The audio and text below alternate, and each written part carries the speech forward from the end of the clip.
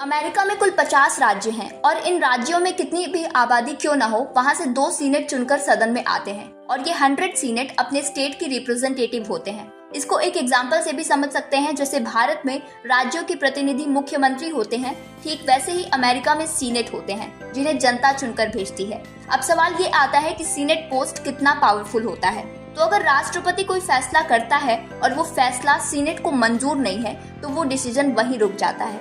इतना ही नहीं, किसी भी ट्रीटी के अप्रूवल के लिए सीनेट के 2/3 मेंबर्स का अप्रूवल जरूरी है। इसके अलावा सीनेट राष्ट्रपति या उपराष्ट्रपति को अपने पद से हटा भी सकता है। इसे महाभियोग या इंग्लिश में इम्पीचमेंट कहते हैं। ये एक्शन तब लिया जाता है जब राष्ट्रपति पर डिसलॉयलिटी, मैसिव करप्शन या मिसडिमेनर का आरोप लगता है। भारत में जैसे राज्यसभा और लोकसभा 2 हाउस हैं, ठीक वैसे ही 2 सदन अमेरिका में भी हैं। अमेरिकन कांग्रेस 2 पार्ट में डिवाइडेड है। पहला हाउस ऑफ रिप्रेजेंटेटिव, जिसे लोअर हाउस कहते हैं, और दूसरा सीनेट, जो अपर हाउस होता है।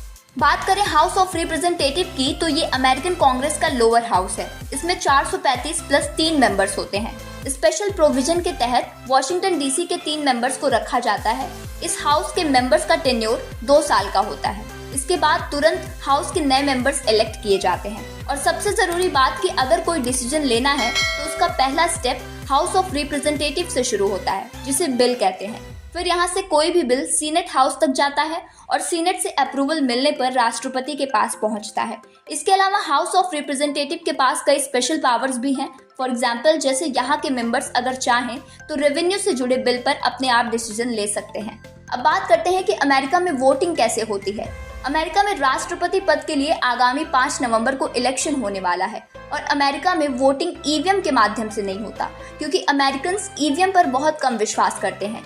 लेकिन भारत में लोकसभा से लेकर विधानसभा तक ईवीएम मशीन का ही इस्तेमाल किया जाता है। वहीं अमेरिका में बैलेट पेपर के माध्यम से इलेक्शन के लिए वोटिंग कराई जाती है।